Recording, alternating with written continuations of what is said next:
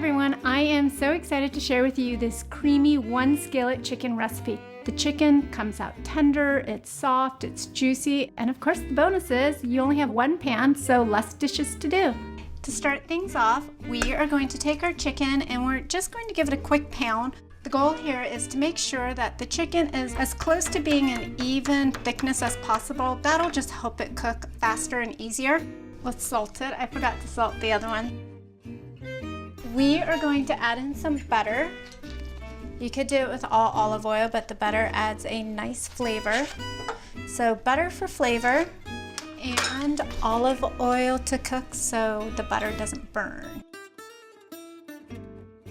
You'll know when your butter and oil is ready, it's starting to foam and bubble. This is where you want it to be before you set the chicken inside of it.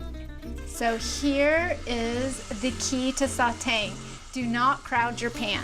The reason being is you want to be able to get that nice caramelized brown bottom. It's a crust that forms at the bottom of the chicken. And if you crowd your pan, what ends up happening is the chicken starts to steam and you miss out on that nice flavor and that nice crusting. We're just gonna let that sit and let it cook, and we're going to let it get brown and golden and form that crust I was just telling you about. So if your butter starts to brown in one spot, just kind of tilt and shift your pan to move the butter around. The idea when you buy nice pans is it's not supposed to have hot spots. I have yet to find a pan that doesn't have hot spots. So if someone has a recommendation, leave it in the comment section. I'd love to hear what you can recommend. So we have some nicely caramelized backsides. They're nice and golden, and what we're going to do at this point is move the chicken onto a plate and start our sauce. It's not fully cooked yet, but it is cooked halfway through, and we'll bring it back into the pan once the sauce is done. So here's where all the flavor building comes in. We're gonna add the shallots, give it a quick saute. We'll let the shallots cook for just about a minute or two. What you're looking for is them to turn translucent in color, and you're really just sweating the flavors out of them. Okay, now get your wine and just pour it in there.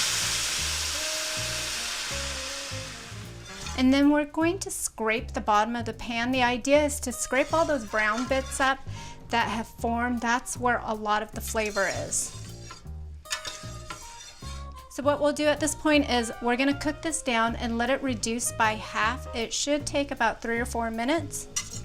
And just give it a stir every once in a while. Now we're going to add in our heavy cream.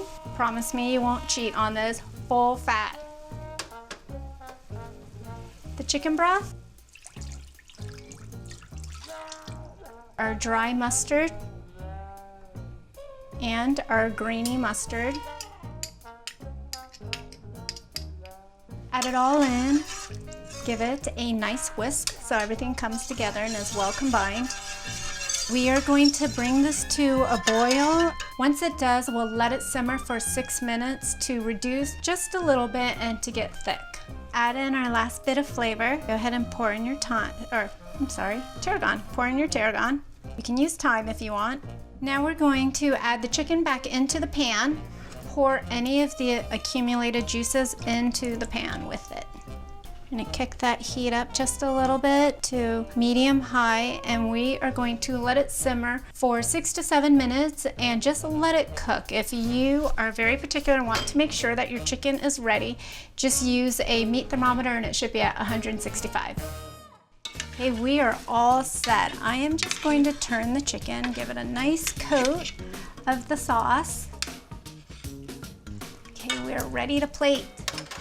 Today I am serving it with mashed potatoes. The recipe for the mashed potatoes is down below. That's it. Here is your one skillet chicken dish. It's rich, it's creamy, it's velvety, it's everything you want, and the tarragon adds a nice little bit of anise flavor to break up some of that richness, and you have the mashed potatoes to soak up all that sauce. I hope you enjoy this video, and we'll see you next time. Bye!